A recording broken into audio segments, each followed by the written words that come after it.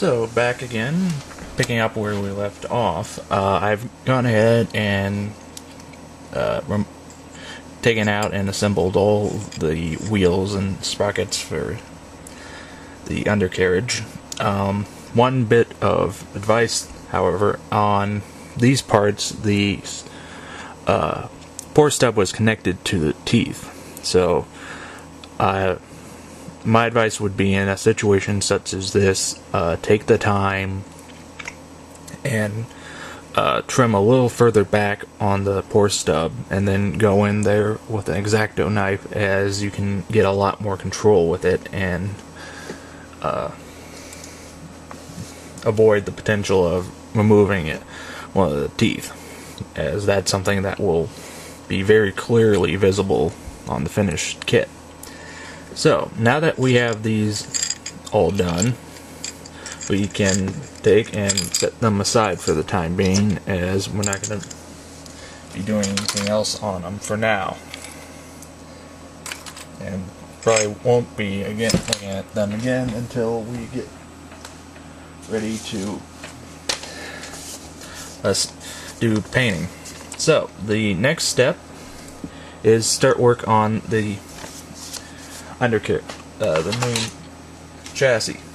So now for probably one of the hardest parts of armor modeling, which is removing the undercarriage. Now that was hard. Seriously though, in most cases it'll come as a single piece, and so most times you won't have to really do anything. I would, however, give it a once-over to check for pour stubs, mold lines, etc., and clean those up if they're on this side of the part. But if they're on the inside, you don't need to worry about them, as they will never be seen. However, if you are planning to open it up and detail the inside and have it visible, then yes, you'll need to obviously then clean it up.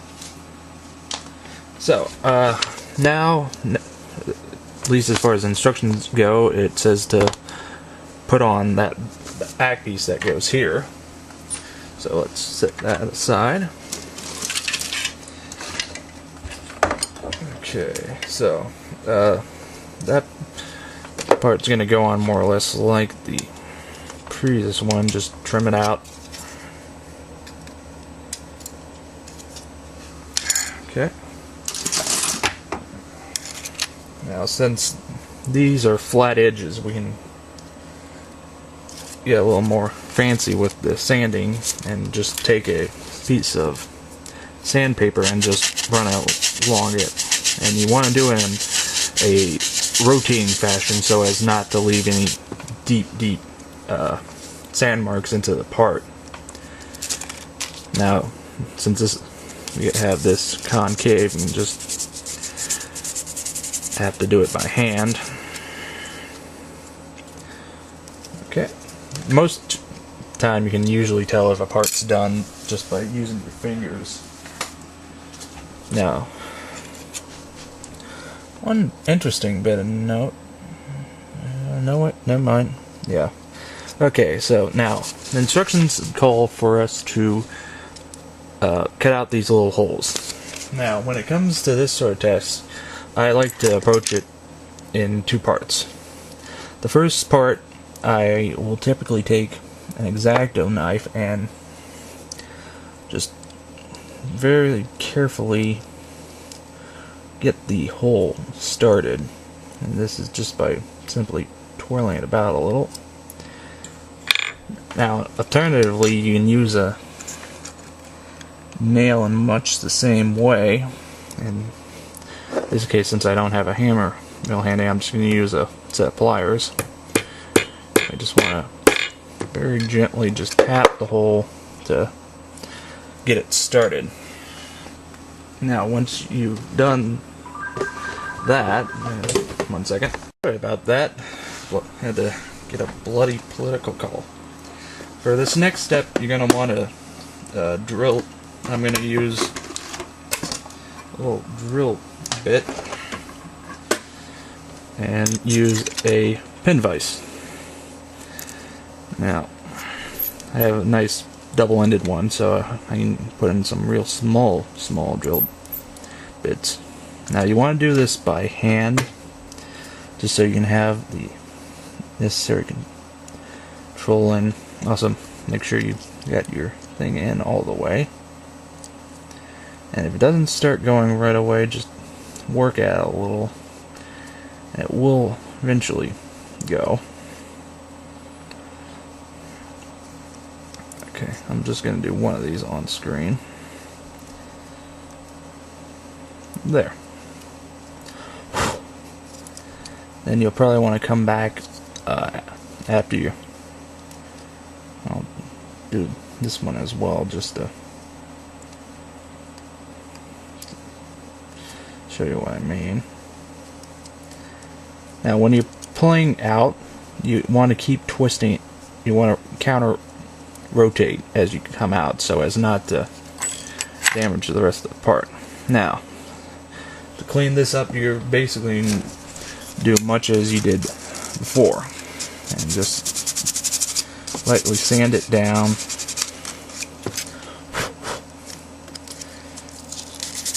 Now, in the event you get a little bit of hanging flash, just go in with your X-Acto knife and gently, very gently, clean that up. Now, I'm going to go ahead and do the other side off camera, so as to save a little time. So I've now gotten the other side also trimmed out.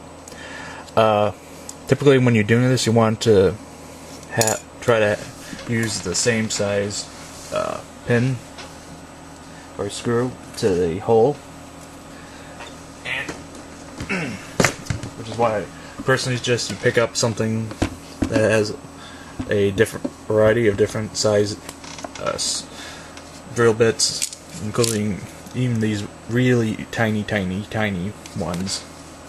You'll use these less than the other ones, but they are good to have on hand. So, now the next step. That is, we're going to attach it to here. Now, in general, I would recommend applying the glue to whichever part you can more easily set down, and not worry about glue smearing or going where you don't want it. In this case, it's going to be that part. You also want to make sure you do put the right side part to the right side, i.e. have the outside facing the outside, inside facing the inside. So after applying it, you may sometimes need to apply a little more. In most cases, you just want to very lightly touch it to the joint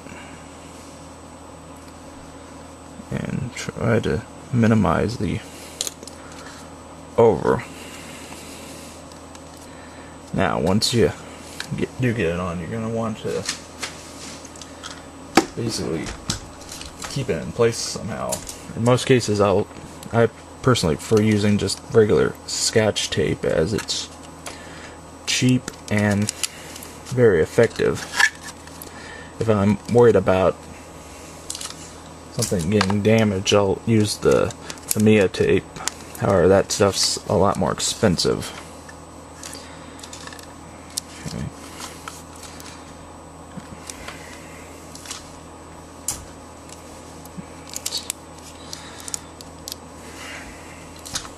Now, don't be afraid about using a lot of this stuff. As I said, since it's cheap, you can easily just put it as much as you feel you need to keep the part from moving and keep all edges attached. Sometimes you think an edge is coming undone. At least in case of something like this, you can attack it from behind with another bit of the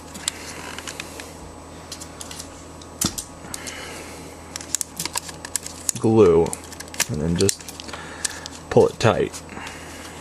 That will usually keep it from moving. So that will just about do it for now, I believe, since we're getting short on time, and I do not believe we can get to the next part in time that we have left. So I guess I'll stop it here. When come back in the next video, we'll pick up where we left off and attach some more of the little bits and pieces that go on. So till then,